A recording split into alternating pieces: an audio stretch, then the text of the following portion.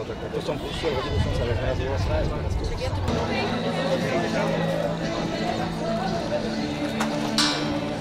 Pán Nosal, opäť vám vyšlo počasie. Čo hovoríte na túto jazdu historickú? Tak opäť nám vyšlo počasie, stretávame sa prakticky po mesiaci, po 4 týždňoch ušlo to ako voda. Ako vidíte, veteránov je dosť, nie sú to ešte úplní veteráni, ale sú tu teda autička zo všetkých vekových kategórií, nielen auta, ale ako za nami môžete vidieť aj velorexy, motorky, staré motocykle. Našlo si to určite svojich priaznivcov táto akcia, toto podujatie, aj keď počasie je krásne a trošku hrá aj proti nám to, že je týchto podobných akcií po okolí veľa, lebo MDD je jedno a akcií je veľa, takže sa tí ľudia musia podeliť. Ale vidieť, že záujem o to bol a sme spokojní aj s počasím, aj s návštevnosťou.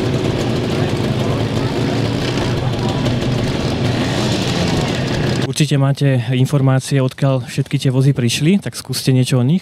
Tak ja presne tie informácie nemám, skôr by to mal môj kolega, ja len tak šmatne viem, ale všetko je to vlastne tu z okolia. Dá sa povedať, že sú to už niektorí tí tradiční, ktorí k nám chodievajú, niečo je od Puchova, od Žiliny, niečo je z Trenčína, takže je to tak z okolia, možno by vám skôr povedal kolega, ktorý to presne organizoval, ja som skôr robil tú technickú časť a on organizoval túto organizačnú časť. Aj o prvej láske nám spieval Meky Špírka, no a práve nejakú tú...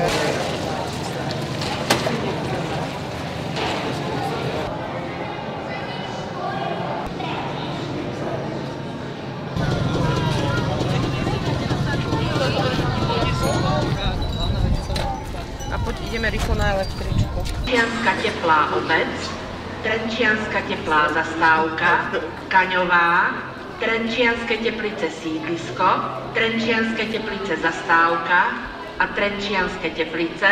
Pravidelný odchod v 15 hodín 0 minút, stojí pri nástupišti 1, koľaj 1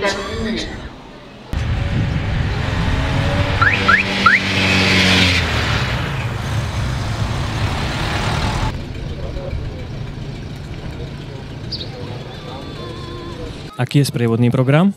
Sprievodný program, dá sa povedať klasický, bola to výstava vozidiel, ktorú sme videli pred tou samotnou súbežnou jazdou a teraz stále prebieha v DP ten program ako vždy, že je tam vozenie na tých koníkoch živých, máme tam malú električku, na ktorej sa môžu previesť, áno, sú tam predaje tých suvenírov, tak ako obvykle aj s občerstvením, aj s tou výstavou, máme tam nejaké nové prírastky, čo sa týka cestnej dopravy a podobne.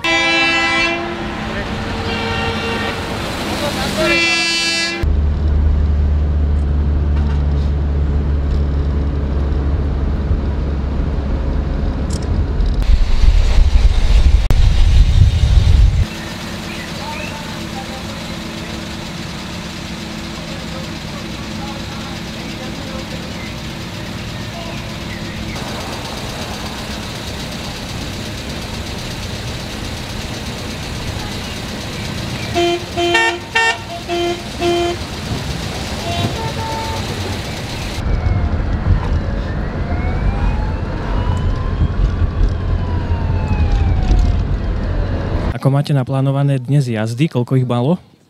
Tak teraz máme za sebou vlastne polovicu. Ešte pôjde električka do Trenčianskych Teplíc o 17. a o 18. hodine, takže aj tých posledných návštevníkov z tých Trenčianskych Teplíc dovezie späť do Teplej.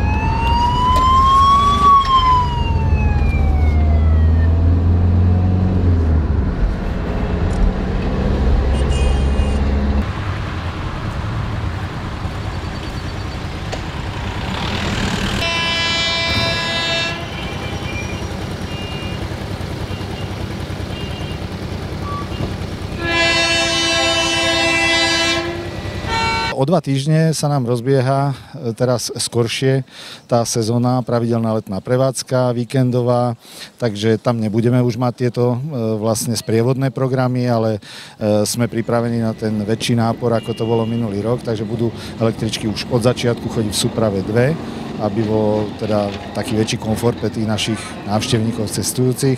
No a sme pripravení teda im otvoriť aj útroby depa, pokiaľ by mali záujem pri tých prestávkach, ktoré budú tie prestoje vlastne v Trenčianskej Teplej.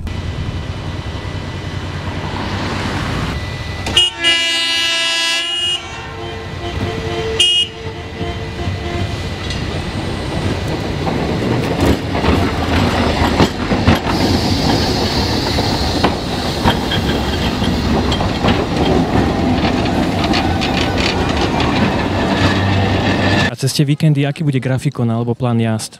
Cez víkendy sa odchádza z Trenčianskej Teplej o 10. hodine, potom je prestávka do 14. hodiny, takže o 14., o 16. a 18. hodine. Sú to takisto 4 jazdy a späť tá posledná je upravená tak, aby odchádzala 19:30, aby stíhali pripojiť na vlaky a autobusy.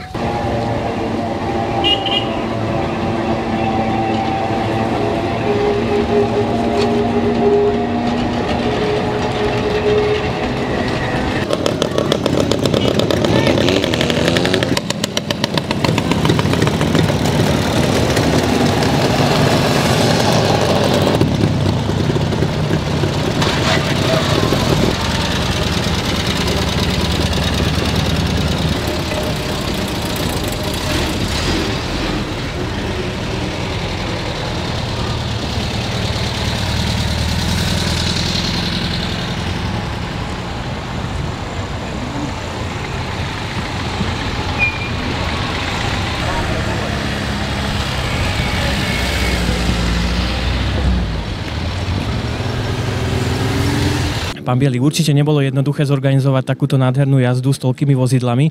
Ako sa to organizovalo? Organizácia v tomto prípade bola extra ťažká, pretože je tu veľké množstvo či už osobných aut alebo motocyklov. Som rád, že aj veteráni prišli aj z väčšej diaľky, ako napríklad z Bánoviec nad Bebravou, Prievidze, Púchova, zo Žiliny a aj z Nového Mesta nad Váhom. Koľko je motocyklov a aut zhruba? Osobných automobilov je zhruba 30 kusov a motocyklov je 15 kusov. Odkiaľ ste prišli do Teplíc? Bošiany, okres Partizánske. Verejnú bezpečnosť poznáme, ale čo znamená TAJ? To je tanková automobilová inšpekcia, predchodca vojenskej polície. A vy ste mali nejakú funkciu vtedy, alebo to je len tak? Nie, nemal som funkciu. Ja keď som nastupoval na vojenčinu, tak ja som zažil ich prechod. Vlastne už tajkárov rušili, ostávali žltobiele auta a mesto písmeno Taj už mala napísané vojenská dopravná polícia, teda keď som bol ešte v Českej republike. Ako dlho máte toto auto? No toto auto mám zhruba už dobrých 10 rokov. Udržuje sa ľahko, alebo je to zložité? No, viete, keď máte dielce a viete si porobiť veci, tak to ide. S STKčkou nebol problém nikdy? Nie, snažím sa to udržovať v takom stave, aby brzdy boli v 100% stave, aby to svietilo a v podstate nie je probléma. Majak funguje? Všetko funguje, môžeme spustiť, môžeme aj stopka ide, všetko ide.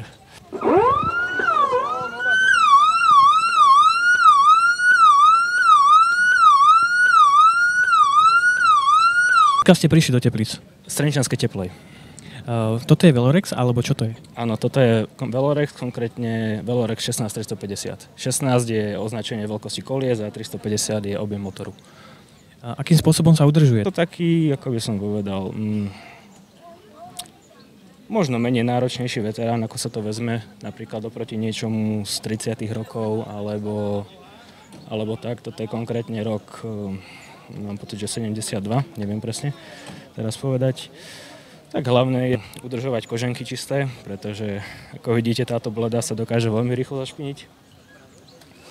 A tak po mechanickej stránke asi ako každé iné vozidlo s tým, že toto je viac menej motor z motorky.